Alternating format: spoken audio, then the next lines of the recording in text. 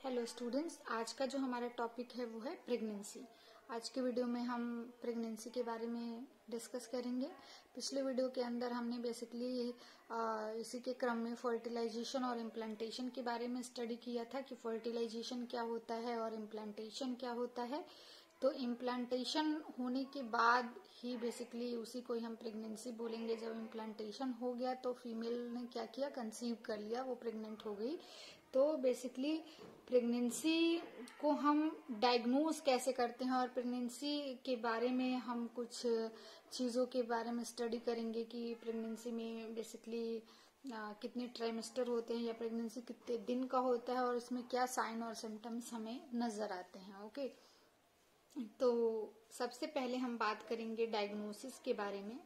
Diagnosis के बारे में अगर हम बात करें तो ज्यादा से ज्यादा जो वुमेन है, मतलब कैसे पता चलेगा कि प्रेगनेंसी हो गई, तो ज्यादा से ज्यादा वो जो वुमेन है वो मेंस्ट्रुअल साइकिल के मिस होने के बाद वो डायग्नोस कर लेती हैं कि प्रेगनेंसी हो गई। ठीक है, लेकिन अब मेंस्ट्रुअल साइकिल जो है वो और भी किसी कंडीशन में मिस हो सकता है, यानी कि ऐसा हो सकता है कि मेंस्ट्रुएशन ना आए, तो हम कंफर्म नहीं कर सकते हैं। तो इसमें हम कुछ और भी चीजें परफॉर्म करते हैं, कुछ और भी टेस्ट करते हैं, लेकिन ज्यादातर जो है फीमेल्स इसी तरीके से आइडेंटिफाई करती हैं या एक अंदाजा लगाती हैं कि जब मेंस्ट्रुएशन जो है वो नहीं होता है या मिस हो जाता है तो वो उनको ऐसा फील आता है कि प्रेगनेंसी हो गई है। ठीक है, अब जो टोटल प्रेगनेंसी का टाइम ड्यूरेशन होता है, प्रेगनेंसी कितने दिन की होती है, इसके बारे में हम अगर बात करें तो 280 डेज 280 डेज की जो है वो प्रेगनेंसी होती है। तो 280 जो दिन है ये प्रेगनेंसी का, इसे बेसिकली हम जेस्टेशनल एज के नाम से जानते हैं। जेस्टेशनल एज बेसिकली 280 डेज का होता है, हम कह सकते हैं। इस एज में या इस टाइम पीरियड में जो फीमेल है वो प्रेग्नेंट होती है और इसके बाद से जो है डिलीवरी होती है। अगर हम मंथ के हिसाब से देखें, अगर हम इंग्लिश मंथ के हिसाब से देखें तो 9 कैलेंडर मंथ प्लस 7 डेज। ठीक है, अगर हम दिन में कैलकुलेट करें कि प्रेगनेंसी कितने दिन की होती है तो 280 होगा। अगर हम इंग्लिश महीने के हिसाब से देखें तो 9 कैलेंडर मंथ प्लस 7 डेज। अगर हम वीक्स में देखें तो 40 वीक्स। अब अगर हम हिंदी कैलेंडर के हिसाब से या हिंदी महीनों के हिसाब से देखें तो 10 ल्यूनार मंथ। ल्यूनार मंथ का यहाँ पे मतलब हो गया हिंदी कैलेंडर के हिसाब से। ठीक है, तो हम प्रेगनेंसी का जो टाइम ड्यूरेशन है बेसिकली इसके बारे में यहाँ पे हमने अभी अभी देखा कि प्रेगनेंसी में कितने दिन होते हैं या कितने दिन की प्रेगनेंसी होती है। तो 280 डेज की। इंग्लिश कैलेंडर के हिसाब से 9 मंथ प्लस 7 डेज, वीक्स के हिसाब से 40 वीक्स और हिंदी कैलेंडर के हिसाब से 10 ल्यूनार मंथ। ओके, अब देखिए हमने यहाँ पे पढ़ा कि जो 280 दिन हम यहाँ पे पढ़ रहे हैं ये हम कब से काउंट करते हैं। बेसिकली कब से काउंट करेंगे, जब LMP से, LMP last menstrual period, last time जब फीमेल को पीरियड आया तभी से हम ये क्या करते हैं, कैलकुलेट करते हैं। और जब डिलीवरी होती है वहां तक का जो टाइम ड्यूरेशन है ये क्या है, डे, इसके हिसाब से 280 दिन है।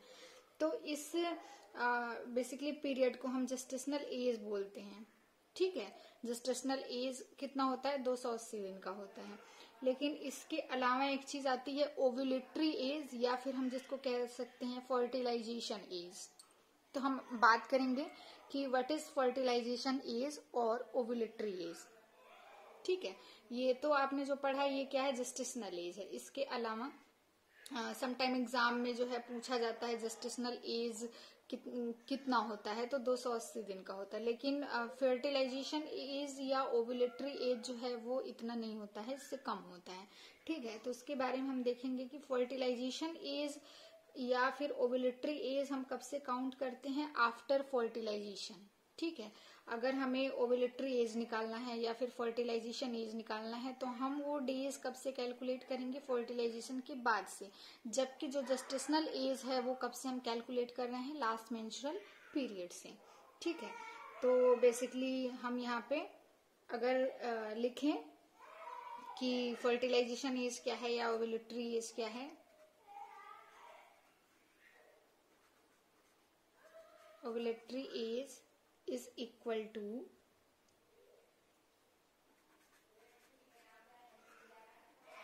जेस्टेशनल एज -14 यहाँ पे क्यों है, क्योंकि 14वें दिन सबको मालूम है कि ओव्यूलेशन का प्रोसेस होता है, तो 14 दिन जो है हम इसमें से क्या करेंगे, माइनस कर देंगे। 14वें दिन ओव्यूलेशन हो रहा है। हमने अभी अभी कहा कि जो ओव्यूलेटरी एज है इसको हम फर्टिलाइजेशन एज भी बोलते हैं, और ये कब से काउंट होता है, फर्टिलाइजेशन उसके ओव्यूलेशन के बाद से काउंट होता है। तो बेसिकली यहाँ से जो जेस्टेशनल एज है, जेस्टेशनल एज में से हम क्या करेंगे, फर्टिलाइजेशन का जो टाइम ड्यूरेशन है उसको क्या करेंगे, घटा देंगे। तो हमारा जो टाइम पीरियड निकलेगा उस एज को हम क्या बोलेंगे, ओव्यूलेटरी एज या फर्टिलाइजेशन एज, यानी कि कब फर्टिलाइजेशन हुआ या कब ओव्यूलेशन हुआ इसके बारे में। ठीक है, तो देखिए हमने यहाँ पे लिखा है 280, ठीक है, माइनस हम क्या करेंगे 14 इज इक्वल टू 266, ठीक है। तो ये जो 266 है यही क्या है, ओव्यूलेटरी एज है, या हम कह सकते हैं फर्टिलाइजेशन एज है। ठीक है, समझ आ गया। जो प्रेगनेंसी है, प्रेगनेंसी कितने दिन की होती है या कितने महीने की होती है या वीक में कितने वीक की होती है, यहाँ पे हमने इसके बारे में डिस्कशन किया। कुछ एग्जाम में पूछ लिया जाता है कि फर्टिलाइजेशन एज क्या है होता है, या ओव्यूलेटरी एज क्या होता है, या जेस्टेशनल एज क्या होता है, या कितने दिन का होता है, इसलिए हमने यहाँ पे शॉर्ट लिस्ट के बारे में देखा। ठीक है, कि ये बेसिकली क्या होता है। अब देखिए इन्हीं वीक के हिसाब से या इन्हीं डेज के हिसाब से जो टोटल प्रेगनेंसी का टाइम पीरियड है या टाइम ड्यूरेशन है, इसको हम 3 ट्राइमेस्टर के अंदर क्या करते हैं, डिवाइड करते हैं। यानी कि हम कह सकते हैं कि प्रेगनेंसी में टोटल जो है 3 ट्राइमेस्टर्स होते हैं। ठीक है, फर्स्ट ट्राइमेस्टर कब से कब तक होता है, अगर हम फर्स्ट ट्राइमेस्टर के बारे में बात करें तो कब से होगा, 0 से लेकर के 12 वीक। ठीक है, 0 से लेकर के 12 वीक तक का जो टाइम ड्यूरेशन होता है, ये इसको हम किस में कैलकुलेट करते हैं, फर्स्ट ट्राइमेस्टर में। अब अगर हम बात करें सेकेंड ट्राइमेस्टर की, सेकेंड ट्राइमेस्टर जो होता है वो यहाँ पे 12 आ गया, तो यहाँ से लेकर के 13 से लेकर के 28 वीक का जो टाइम ड्यूरेशन होता है या पीरियड होता है, उसको हम सेकेंड ट्राइमेस्टर के अंदर कैलकुलेट करते हैं। फिर आता है आपका थर्ड ट्राइमेस्टर हम कब कहेंगे, यहाँ पे 28 हो गया, तो यहाँ पे 29 से लेकर के 40 वीक। हमने यहाँ पे वीक में देखा है कि 40 वीक होते हैं या 40 वीक होते हैं। ठीक है, तो 40 वीक तक का जो टाइम ड्यूरेशन है इसको हम थर्ड ट्राइमेस्टर के अंदर रखते हैं। यानी कि अगर हम बात करें कि फर्स्ट ट्राइमेस्टर क्या होता है, तो 0 से लेकर के, यानी कोई फीमेल प्रेग्नेंट हुई तब से लेकर के 12 वीक तक का जो टाइम पीरियड है वो क्या है, फर्स्ट ट्राइमेस्टर है। 13 से लेकर के 28 वीक तक का जो टाइम पीरियड है वो सेकेंड ट्राइमेस्टर है। 29 से लेकर के 40 वीक तक का जो टाइम पीरियड है वो क्या है, थर्ड ट्राइमेस्टर है। ओके, तो इस तरीके से जो प्रेगनेंसी है वो 3 ट्राइमेस्टर के अंदर डिवाइड की गई है।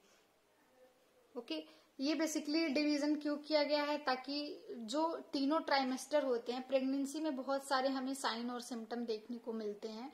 फीमेल्स के अंदर बहुत सारे चेंजेस होते हैं, ह्यूज चेंजेस होते हैं, तो उन चेंजेस को इजीली हम डिस्क्राइब कर पाए, इसके लिए बेसिकली, और बदलावों को हम आसानी से समझ सके और उसको आसानी से मैनेज कर सके, इसके लिए बेसिकली इसको 3 ट्राइमेस्टर के अंदर डिवाइड कर दिया गया है। तो इन तीनों ट्राइमेस्टर में अलग अलग तरीके के बदलाव होते हैं जिनको हम वहां पे मैनेज करते हैं। ठीक है, तो अब देखिए हम सबसे पहले बात करेंगे फर्स्ट ट्राइमेस्टर की।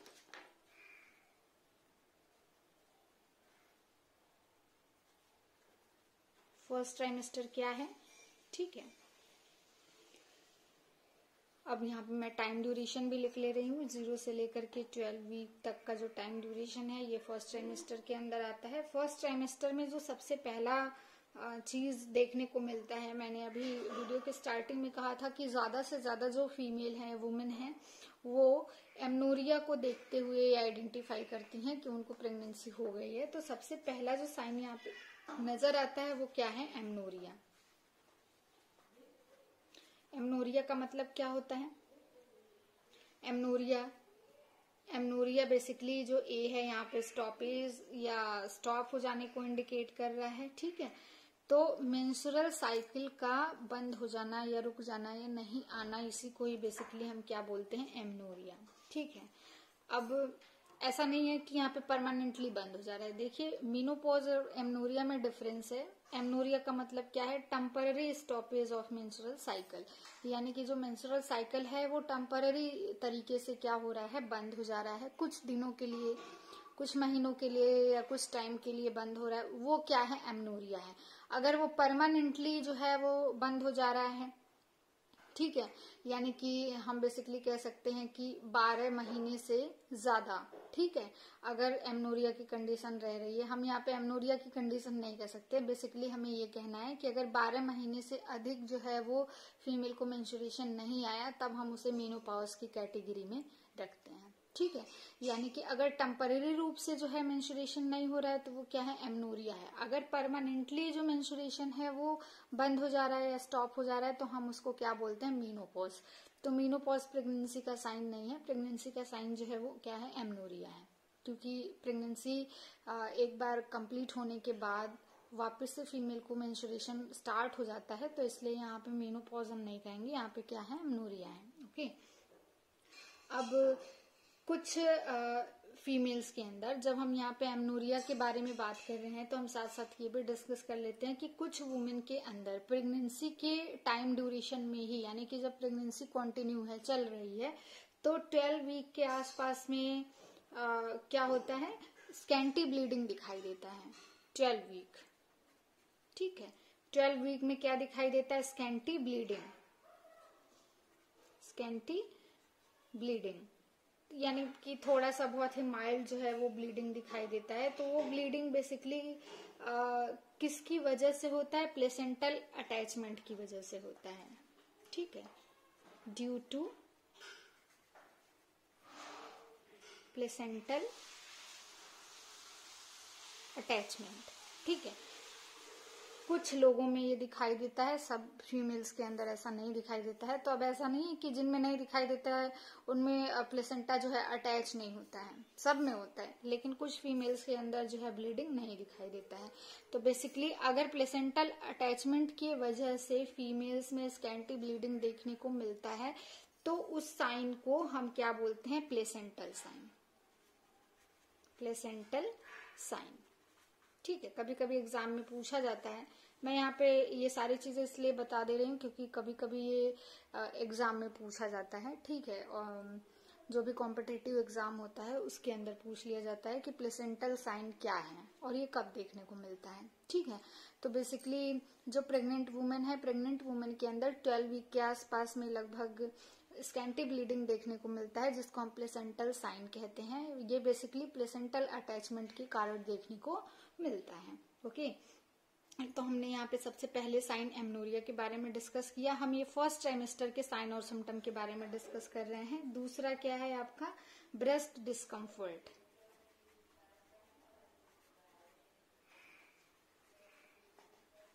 ब्रेस्ट डिस्कम्फर्ट यानी कि ब्रेस्ट के अंदर फीमेल को टेंडरनेस महसूस होता है, ब्रेस्ट का साइज इंक्रीज होने लगता है क्योंकि वहां पे मिल्क के फॉर्मेशन का प्रोसेस स्टार्ट हो जाता है। ऐसा नहीं है तुरंत के तुरंत दूध बन जाता है या मिल्क फॉर्मेशन हो जाता है, नहीं, पहले मेमोरी ग्लैंड जो है वो क्या करती हैं, थोड़ा और मेच्योर होती हैं, मेमोरी ग्लैंड जो है अपना काम स्टार्ट करती हैं।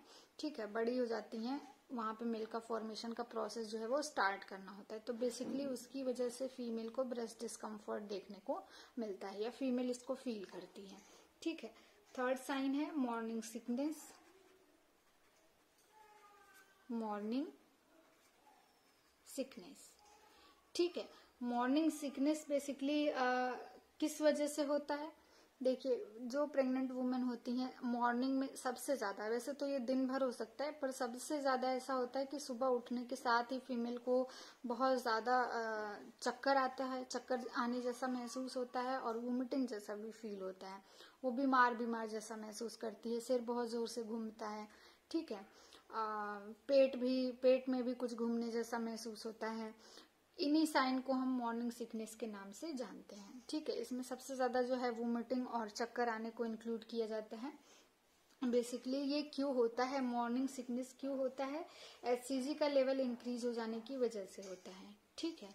तो मॉर्निंग सिकनेस हम यहाँ पे देखते हैं due to increases HCG level, ठीक है।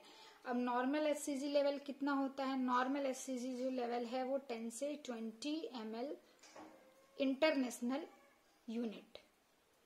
ये क्या है? नॉर्मल है, यानी 10 से 20 ml जो है इंटरनेशनल यूनिट अगर HCG लेवल बॉडी में प्रेजेंट है तो ये क्या है? नॉर्मल होता है। लेकिन अगर ये इंक्रीज हो गया, माने कि इससे ज्यादा है, तो वो क्या है? बढ़ा हुआ है। लेकिन अगर कोई फीमेल प्रेग्नेंट है तो पूरे प्रेगनेंसी के टाइम पे जो है, प्रेगनेंसी के टाइम पे जो 60 से लेकर के 70 दिन तक का समय होता है, 60 से लेकर के 70 दिन तक का जो समय होता है, इस टाइम पे HCG का जो लेवल होता है वो क्या होता है? मैक्सिमम होता है, ठीक है। इसके बाद धीरे धीरे वो सेटल डाउन हो जाता है। ऐसा नहीं एकदम कम तो कभी नहीं होता है, लेकिन 100 डेज के बाद में क्या है, 100 दिन के बाद में लगभग ये क्या होगा? नॉर्मल हो जाएगा आपका, वापस से 10 से 20 ml पर इंटरनेशनल यूनिट के हिसाब से देखने को मिलेगा। लेकिन तब तक इसका जो लेवल होता है वो बहुत ज्यादा बढ़ा हुआ होता है। तो बेसिकली क्या है, फीमेल्स में जब HCG का लेवल बढ़ जाता है तो उनको मॉर्निंग सिकनेस देखने को मिलता है उनके अंदर, है ना। फीमेल जब मॉर्निंग में उठती है तो वो बहुत ज्यादा बीमार बीमार महसूस करती हैं, ठीक है।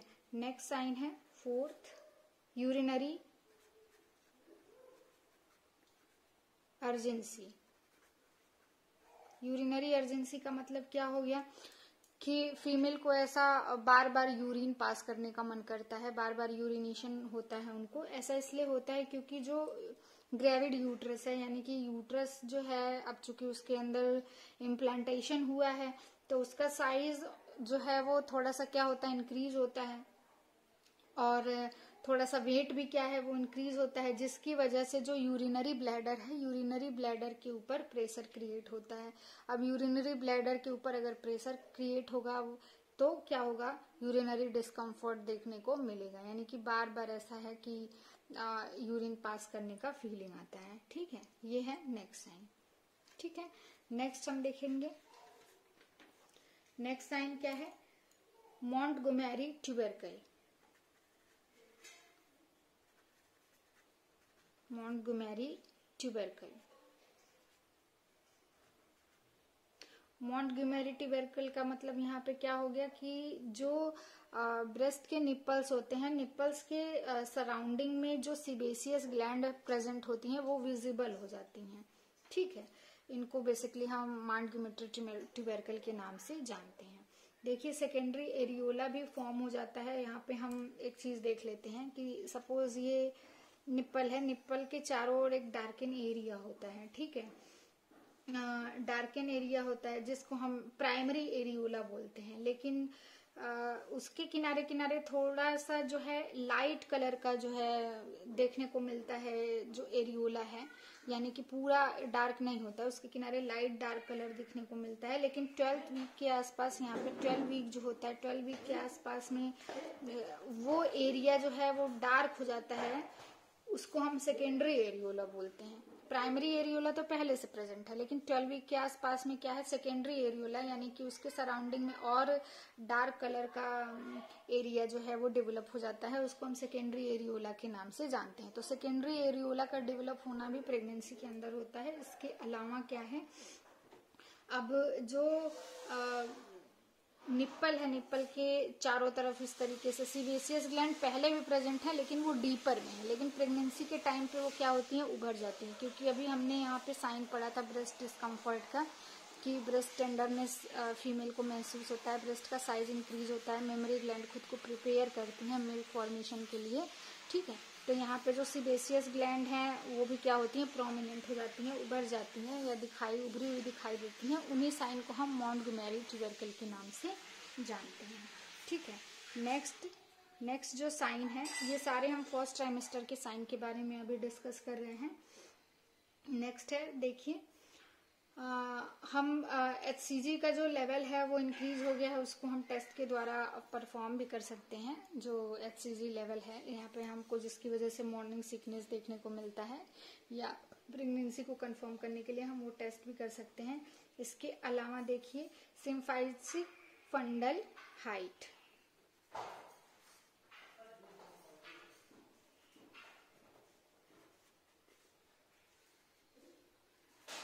फंडल हाइट, ठीक है। यानी कि जो सिम्फाइसिस प्यूबिस होता है वहां से यूट्रस का जो फंडस होता है उसको हम मेजर करते हैं, वहां से फंडल हाइट को हम यहाँ पे मेजर करते हैं। तो हर वीक में जो है यहाँ पे अलग अलग तरीके से आपको यूट्रस का साइज जो है वो दिखाई देता है, या फिर हम कह सकते हैं कि पता चलता है, ठीक है।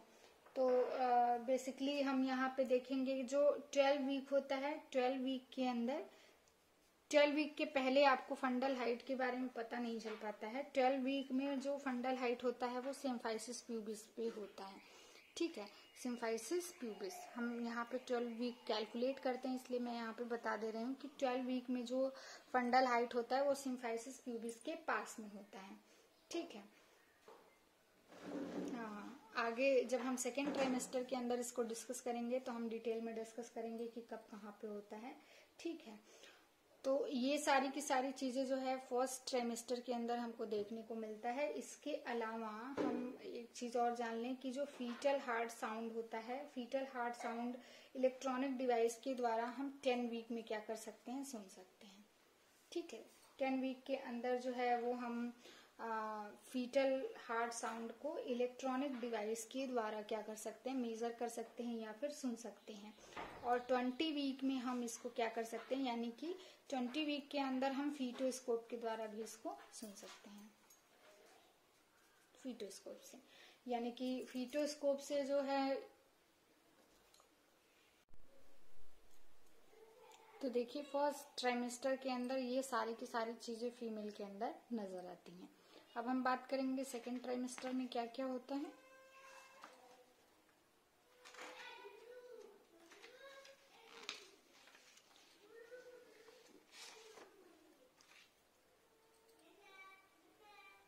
सेकेंड ट्राइमेस्टर में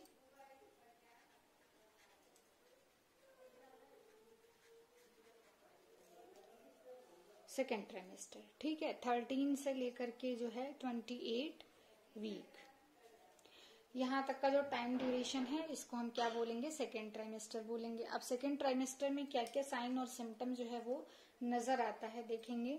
सबसे पहला जो इसमें भी साइन है वो क्या है, एमनोरिया, एमनोरिया, ठीक है। एमनोरिया यहाँ पे हम लिख सकते हैं कॉन्टिन्यू। हम हर ट्राइमेस्टर का अलग अलग देख रहे हैं तो इसलिए यहाँ पे भी क्या है, हमें एमनोरिया देखने को मिलेगा। फर्स्ट ट्राइमेस्टर के अंदर भी एमनोरिया था, सेकंड के अंदर भी, ये थर्ड के अंदर भी एमनोरिया जो है वो प्रेजेंट होगा, ठीक है। दूसरा, सेकंड ट्राइमेस्टर के अंदर जो है फीटल हार्ट रेट जो है वो आपको सुनाई देने लगेगा, यानी कि प्रेजेंट हो जाएगा, ठीक है। तीसरा, जो मॉर्निंग सिकनेस है वो यहाँ पे नजर नहीं आता है, मॉर्निंग सिकनेस जो है वो सबसाइड हो जाता है, यानी कि मॉर्निंग सिकनेस थोड़ा कम भी हो जाता है। ऐसा नहीं कि सुबह उठने के साथ ही तुरंत के तुरंत आपको बहुत ज्यादा डिस्कम्फर्ट फील हो। ऐसे वोमिटिंग जो है वो कुछ फीमेल्स में पूरे टाइम देखने को मिलता है, कुछ फीमेल्स में बिल्कुल नहीं देखने को मिलता है, कुछ फीमेल्स में केवल फर्स्ट ट्राइमेस्टर में देखने को मिलता है। तो जैसा HCG का लेवल होता है उसके हिसाब से वोमिटिंग होता है, लेकिन ऐसा माना जाता है कि सेकेंड ट्राइमेस्टर के अंदर जो मॉर्निंग सिकनेस है वो सबसाइड हो जाता है, ठीक है। तो हम यहाँ पे लिख सकते हैं मॉर्निंग सिकनेस सबसाइड, ठीक है। नेक्स्ट क्या है, जो यूरिनरी फ्रीक्वेंसी अर्जेंसी था वो भी क्या होगा, सबसाइड हो जाएगा। जो हमने कि फर्स्ट ट्राइमेस्टर के अंदर हमने यहाँ पे पढ़ा था, देखिए फर्स्ट ट्राइमेस्टर के अंदर हमने यहाँ पे यूरिनरी अर्जेंसी के बारे में डिस्कस किया था। सेकेंड ट्राइमेस्टर में मैं कह रही हूँ कि सबसाइड हो जाता है। ऐसा क्यों होता है, क्योंकि जब सेकेंड ट्राइमेस्टर स्टार्ट होता है, सेकेंड ट्राइमेस्टर के अंदर जो यूट्रस होता है वो एब्डोमिनल हो जाता है। एब्डोमिनल का मतलब क्या होता है कि यूट्रस का जो साइज है वो बढ़ता जाता है वो, और वो एब्डोमिन के साइड में खिसक जाता है। ठीक है, जो उसका प्रेशर होता है वो एब्डोमिन में चला जाता है, नीचे के साइड में उसका प्रेशर कम रहता है। तो जब यूट्रस जो है वो एब्डोमिनल हो जाता है तो जो ब्लैडर पे प्रेशर पड़ रहा है वो प्रेशर भी क्या होगा, डिक्रीज हो जाएगा। ठीक है, उसके पहले जो यूट्रस है वो पेल्विक कैविटी के अंदर सिचुएटेड है, तो पेल्विक कैविटी के अंदर है, और वहां पे थोड़ा भी अगर उसका साइज बढ़ता है या वेट बढ़ता है तो उसका जो वेट है वो यूरिनरी ब्लैडर पे पड़ता है, जिसकी वजह से हमें यूरिनरी अर्जेंसी देखने को मिलता है। लेकिन जब यूट्रस क्या होगा, एब्डोमिनल हो जाएगा। ठीक है, तो एब्डोमिनल होने की वजह से जो प्रेशर होगा वो क्या होगा, डिक्रीज हो जाएगा। ठीक है, जब प्रेशर डिक्रीज हो जाएगा तो जो यूरिनरी अर्जेंसी देखने को मिल रहा है वो भी क्या होगा, वहां पे देखने को नहीं मिलेगा। ठीक है, तो सेकेंड ट्राइमेस्टर के अंदर हम कह सकते हैं कि जो यूरिनरी अर्जेंसी है वो भी क्या होगा, सबसाइड हो जाएगा। ठीक है, इसके अलावा हम फंडल हाइट के बारे में बात कर लेते हैं। फंडल हाइट, कितनी वीक में कितना फंडल हाइट देखने को मिलता है, हम यहीं पे इसको डिस्कस कर लेते हैं। देखिए हम यहाँ पे एक लाइन ड्रॉ कर लेते हैं। ये क्या है, 12 वीक। 12 वीक के अंदर जो है, 12 वीक के अंदर जो बेसिकली फंडल हाइट है 12 वीक के अंदर, फंडल हाइट 12 वीक के अंदर आपको सिम्फाइसिस प्यूबिस पे नजर आता है। इसके पहले आपको सिम्फाइसिस प्यूबिस एग्जैक्टली समझ नहीं आता है, फंडल हाइट जो है वो एग्जैक्टली समझ नहीं आता है, लेकिन 12 वीक पे जो है वो कहाँ पे रहेगा, फंडल हाइट कहाँ पे रहेगा, सिम्फाइसिस प्यूबिस। ठीक है, सिम्फाइसिस प्यूबिस 12 वीक के अंदर या 12 वीक के अंदर जो फंडल हाइट होगा वो सिम्फाइसिस प्यूबिस पे रहता है। फिर 20 से लेकर के 24 वीक जो होता है, 20 से लेकर के 24 वीक, इसके बीच में कहाँ पे होता है, अम्लाइकस पे। ठीक है, अम्लाइकस पे होता है। लेकिन अब 20 और 12 के बीच में यहाँ पे 16 वीक के अंदर जो है, 16 वीक के अंदर इन दोनों के बीच में होता है। 12 वीक पे सिम्फाइसिस प्यूबिस पे होता है, 20 वीक से लेकर के 24 वीक तक अम्लाइकस के पास में होता है। लेकिन 20 वीक से पहले और 12 वीक के बाद में 16 वीक तक लगभग इन दोनों के बिल्कुल मिड में ये सिम्फाइसिस प्यूबिस के और अम्लाइकस के बीच में जो है फंडल हाइट आपका प्रेजेंट होता है।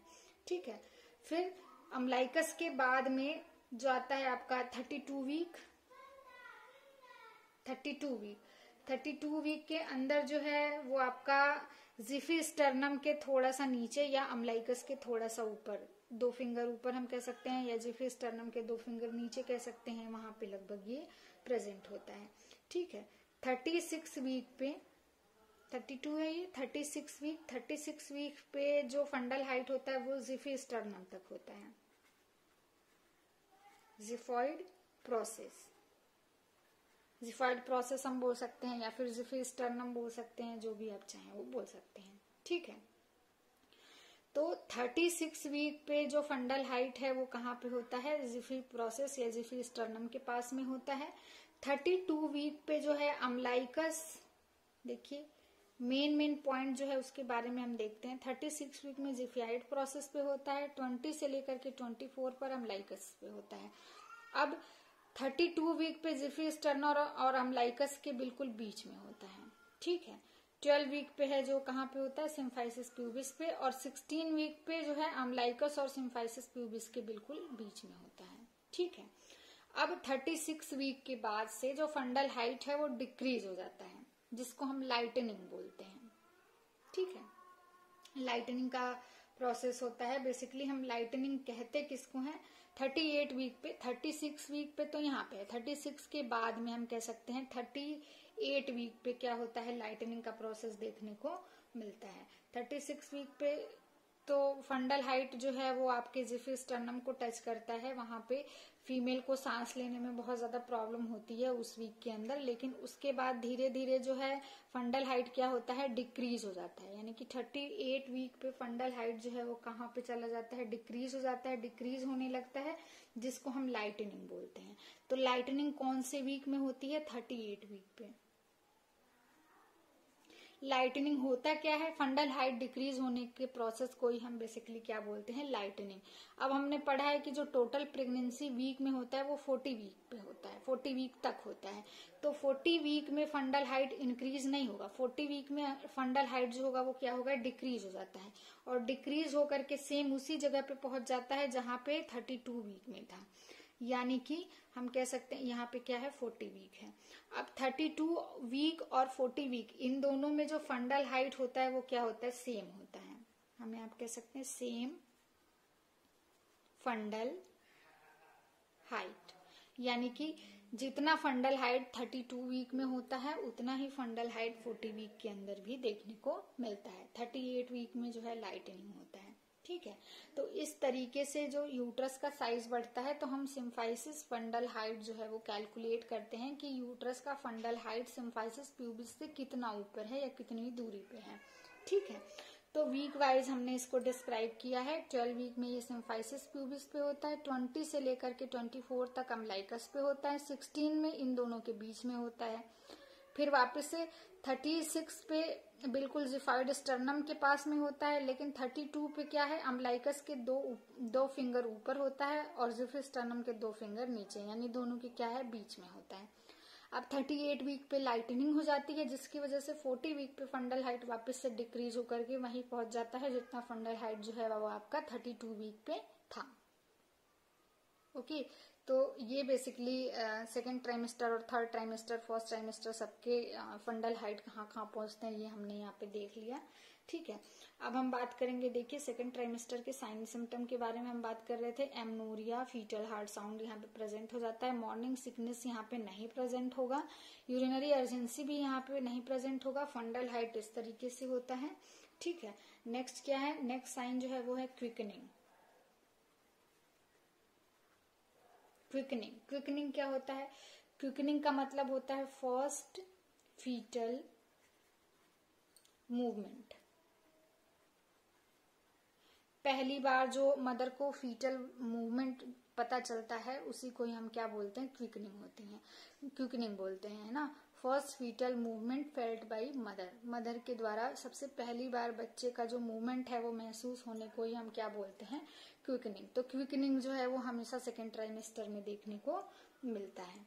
ठीक है, अब क्विकनिंग जो है हम कह सकते हैं कि अगर फर्स्ट प्रेगनेंसी है यानी कि प्राइमी है, फीमेल प्राइमी है, ठीक है, तो 18 वीक के अंदर जो है क्विकनिंग देखने को मिलता है, और मल्टी के अंदर जो है वो 16 वीक के अंदर देखने को मिलता है।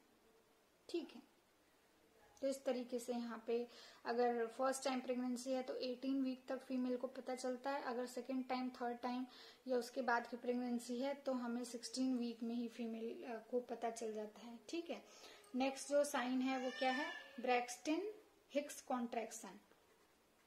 Braxton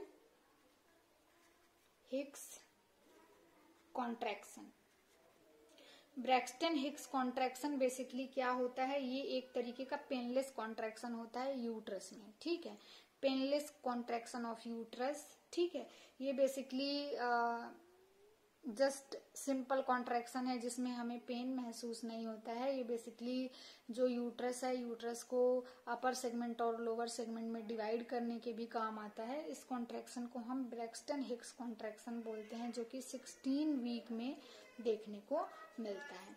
Braxton Hicks contraction 16 week में देखने को मिलता है, जो कि सेकेंड ट्राइमेस्टर के अंदर आता है। और ये बेसिकली किस टाइप का कॉन्ट्रैक्शन है, पेनलेस कॉन्ट्रैक्शन। ठीक है, नेक्स्ट क्या है, स्किन चेंजेस। स्किन चेंजेस, अब जो है सेकेंड ट्राइमेस्टर के अंदर कुछ कुछ स्किन चेंजेस भी हमको देखने को मिलता है। देखिए क्या क्या है यहाँ पे, सबसे पहला जो है लीनिया नाइग्रा। ये सारे साइन जो हैं आपको एग्जाम में भी पूछे जाते हैं ऑब्जेक्टिव क्वेश्चन के अंदर कि लीनिया नाइग्रा क्या होता है। और स्ट्राया ग्रेविडरम क्या होता है, कोलेज्मा क्या होता है, ये सारी की सारी चीजें पूछी जाती हैं। ठीक है, तो हम सबसे पहले यहाँ पे देखेंगे लीनिया नाइग्रा। लीनिया नाइग्रा कब हमें देखने को मिलता है? 20 वीक के अंदर देखने को मिलता है। लीनिया नाइग्रा का मतलब बेसिकली क्या होता है, जो फीमेल की बेली होती है, बेली पे डार्क लाइन बन जाता है, उसी को ही हम लीनिया नाइग्रा बोलते हैं, जो कि 20 वीक में देखने को मिलता है। सेकेंड है स्ट्राया ग्रेविडरम। स्ट्राया ग्रेविडरम, ठीक है। अब स्ट्राया ग्रेविडरम का मतलब क्या होता है, जो फीमेल है, फीमेल के एब्डोमेन पे स्ट्रेच मार्क जैसा बन जाता है, उसको हम स्ट्राया ग्रेविडरम बोलते हैं। ठीक है, ये भी 20 वीक के अंदर देखने को मिलता है। ठीक है, इस तरीके से स्ट्रेच मार्क बन जाता है। लीनिया नाइग्रा के अंदर भी बेली पे जो है डार्क लाइन बन जाता है, लेकिन ये लाइन जो है वो आपके अम्लाइकस से लेकर के सिम्फाइसिस प्यूबिस तक होता है, इस तरीके से लाइन होता है। ठीक है, उसको हम लीनिया नाइग्रा बोलते हैं। स्ट्राया ग्रेविडरम के अंदर इस तरीके से जो है स्ट्रेच मार्क एब्डोमेन पे देखने को मिलता है, उसको हम क्या बोलते हैं? Striae gravidarum. नेक्स्ट है कोलेज्मा। कोलेज्मा, कोलेज्मा को हम मास्क ऑफ प्रेगनेंसी के नाम से भी जानते हैं, या फिर बटरफ्लाई साइन के नाम से भी जानते हैं, जो कि 24 वीक में देखने को मिलता है। 24, ठीक है, 24 वीक के अंदर हमको कोलेज्मा देखने को मिलता है। इसको हम मास्क ऑफ प्रेगनेंसी भी बोलते हैं, या फिर बटरफ्लाई साइन भी बोलते हैं। ठीक है, कोलेज्मा के अंदर क्या होता है, जो फीमेल का फेस होता है, फेस के ऊपर, इसको मास्क ऑफ प्रेगनेंसी बेसिकली इसीलिए कहते हैं क्योंकि फेस के ऊपर जो है पैचेस पैचेस जैसे बन जाते हैं। ठीक है, तो इसीलिए इसको हम मास्क ऑफ प्रेगनेंसी बोलते हैं। ठीक है, इसका नाम कोलेज्मा है। ठीक है, कोलेज्मा के अंदर ज्यादातर जो है फेस पे जो फोरहेड है, फोरहेड पे बनता है, चिन पे बनता है, नोज पे होता है, मार्क जैसा हम कह सकते हैं कि एक्स्ट्रा पिगमेंटेड एरिया जो है वो डेवलप हो जाता है। हाँ, ये कहना ज्यादा सही है, वहां पे एक्स्ट्रा पिगमेंटेड एरिया जो है वो डेवलप हो जाता है। ठीक है, तो उसकी वजह से जो फेस है वो सिमेट्री नहीं दिखता है, यानी कि कहीं पे आपको कोई और कलर दिख रहा है, कहीं पे कोई और कलर दिख रहा है, कहीं पे डार्क पैसेज दिख रहे हैं, कहीं पे स्किन जो है वो क्लियर दिख रही है, तो उसी को ही हम कोलेज्मा या बटरफ्लाई साइन या फिर मास्क ऑफ प्रेगनेंसी कहते हैं, जो कि 24 वीक में देखने को मिलता है। ठीक है, अब जो है एजेलिक एसिड लोशन आता है, एक लोशन जो कि हम यूज कर सकते हैं इस साइन को ट्रीट करने के लिए। यहाँ पे मैं ये भी बता दे रही हूँ आपको, जो एजेलिक एसिड लोशन है, ये लोशन लगाने से ये साइन जो है वो पूरी तरीके से कम्प्लीटली जो है वो डिसअपियर हो जाता है। अदरवाइज बाद में ये डिसअपियर होना बहुत मुश्किल होता है। ठीक है, तो ये सारे के सारे जो साइन थे वो सेकेंड ट्राइमेस्टर के अंदर देखे जाने वाले साइन हमने देखा। अब हम देखेंगे थर्ड ट्राइमेस्टर के अंदर क्या क्या देखने को मिलता है।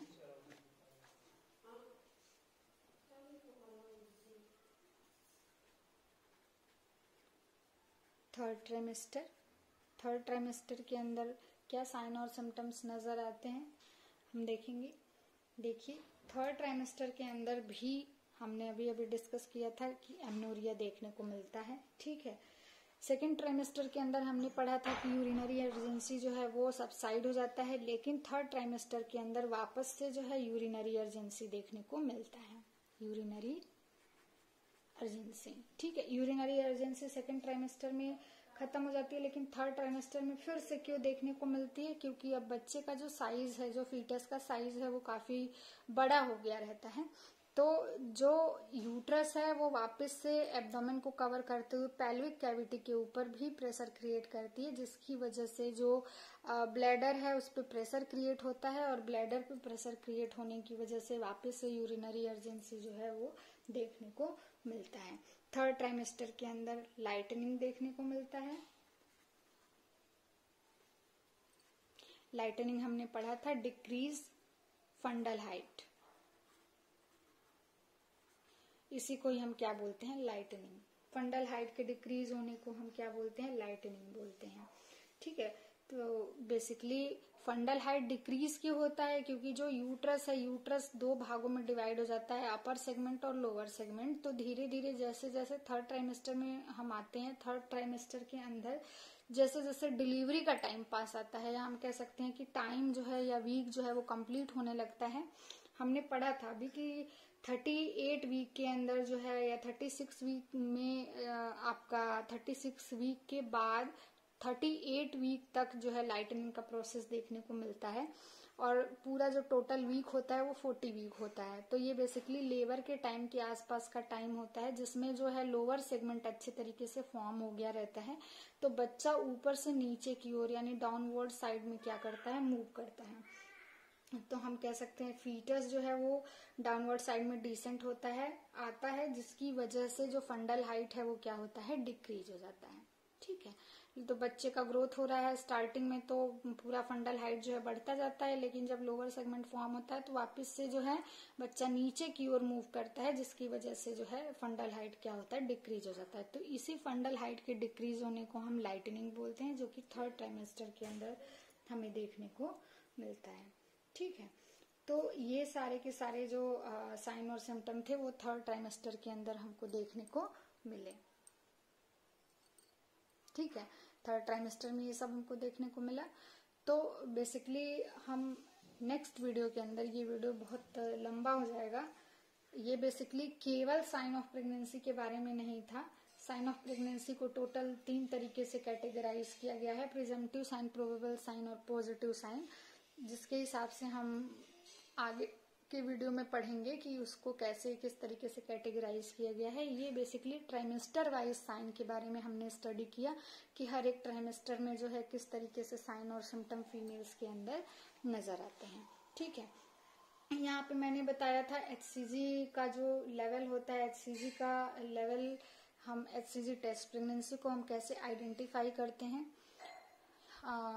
किट आता है, ठीक है, किट में जो है आपने टीवी पे ऐड भी देखा होगा, उस किट के माध्यम से भी हम प्रेगनेंसी को टेस्ट कर सकते हैं। बेसिकली HCG का लेवल प्रेजेंट होने पर किट के अंदर 2 लाइनें जो है वो ड्रॉ होती हैं, जो ये कंफर्म करता है कि प्रेगनेंसी है। ठीक है, इसके अलावा ब्लड को निकाल करके बाई सिरिंज भी हम क्या कर सकते हैं, चेक कर सकते हैं कि HCG का लेवल ब्लड में प्रेजेंट है या नहीं। ठीक है, और इसके अलावा इम्यूनोलॉजिकल टेस्ट भी कर सकते हैं, जिसमें हम ये थोड़ा सा कॉम्प्लिकेटेड है, ऐसा जल्दी हम करते नहीं हैं, तो इसलिए यहाँ पे मैं इसके बारे में कोई ज़्यादा डिस्कस नहीं करना चाहती हूँ। मैं सिर्फ इतना बता दे रही हूँ कि इम्यूनोलॉजिकल टेस्ट भी कर सकते हैं हम HCG के लेवल को आइडेंटिफाई करने के लिए। लेकिन हम सबसे ज़्यादा जो यूज़फुल तरीका है वो हम घर पे प्रेगनेंसी किट जो आती है उससे टेस्ट कर लेते हैं, या फिर हॉस्पिटल में जाने के बाद भी डॉक्टर्स हमें सेम किट से ही प्रेगनेंसी टेस्ट करने को बोलते हैं, या फिर अदरवाइज हम ब्लड निकाल के भी HCG लेवल को आइडेंटिफाई कर सकते हैं कि HCG का लेवल कितना है। बढ़ा हुआ है तो दैट मीन्स प्रेगनेंसी है, अगर नहीं है तो इसका मतलब कि प्रेगनेंसी नहीं है, क्योंकि स्टार्टिंग में जो है हमने पढ़ा था कि 100 दिन के पहले जो है HCG का लेवल इंक्रीज होता है, उसके बाद धीरे धीरे वो डिक्रीज हो जाता है। डिक्रीज का मतलब नॉर्मल रेंज में वो पहुंच जाता है। तो बेसिकली प्रेगनेंसी का हम डे वगैरह, डे, वीक, ठीक है, और जो भी जेस्टेशनल एज है या फर्टिलाइजेशन एज है या प्रेगनेंसी को हम कितने ट्राइमेस्टर में डिवाइड किए हैं और उसको हम कैसे डिस्क्राइब करते हैं, इसके बारे में आज की वीडियो में हमने स्टडी किया। आई होप आपको वीडियो अच्छे से समझ आ गया होगा। Thank you.